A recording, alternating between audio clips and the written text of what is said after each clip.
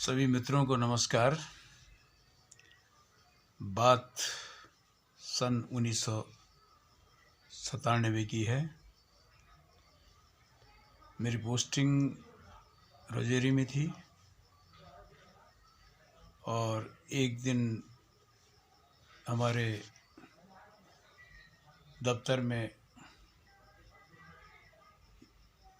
Stationery यानी कि typing के लिए पेपर इत्यादि ख़त्म हो गए, तो मुझे रजौरी बाज़ार में जाना पड़ा। जब हम स्टेशनरी ले रहे थे तब तक मेरी नज़र गीता प्रेस की एक किताब दिखाई दी। वो किताब थी गीता, और गीता का एक छोटा सा गुटका था। मैंने वो हाथ में उठाया और देखा तो उसमें उसकी कीमत थी 15 रुपये। मैंने उस दुकानदार से पूछा कि कितने पैसे दें।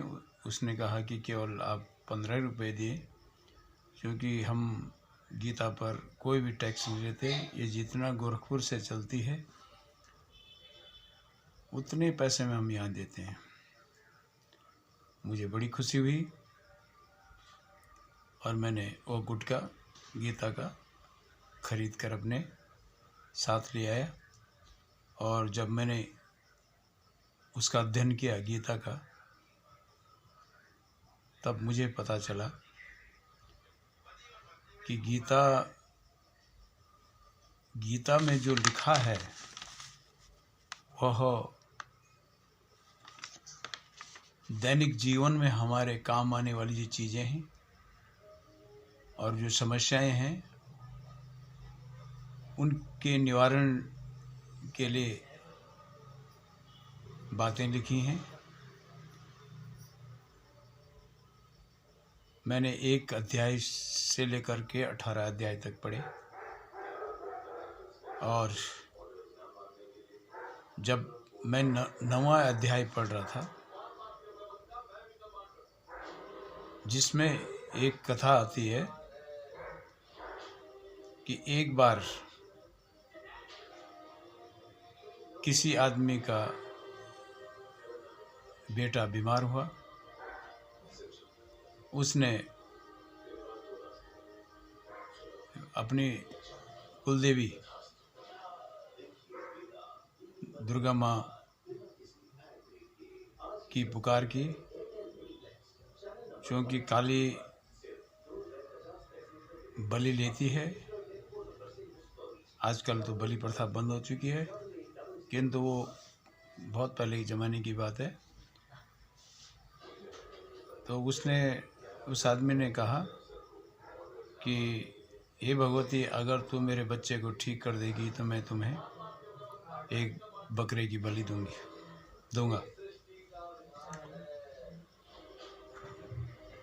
संयोगवश जो बकरा था वो पड़ोस में कोई बकरवाल था, पड़ोसी घर में। उसने उनसे बकरा लिया और भगवती को उसी स्थान से दिशा भेंट कर बकरे की बलि दे दी। उसके बाद देखा तो पड़ोस में उस बकरे की माँ अपने बच्चे की बलि होते देख रही थी। बकरे की माँ ने उस आदमी को श्राप दे दिया कि तूने मेरे आँखों के सामने मेरे बच्चे की बलि दी है, इसलिए मैं तुझे श्राप देता हूँ कि अगले जन्म में तू बकरा बनेगा और तेरी भी इसी प्रकार बलि होगी। संयोग बस अगले जन्म में इसी प्रकार किसी व्यक्ति ने देवी को पुकारा और कहा कि हे देवी, अगर तू हमें कुशल मंगल रखेगी तो अगले दफे बकरा आपको मैं बलि दूंगा। अब वही व्यक्ति जिसने अपने बेटे के लिए बलि दी थी वो अगले जन्म में बकरा बन गया। अब बकरा बनने के बाद उस जिस व्यक्ति ने पुकारा था कि देवी को, उसके यहाँ वो आदमी बकरा बन के चला गया। अब जब बकरे को बलि देने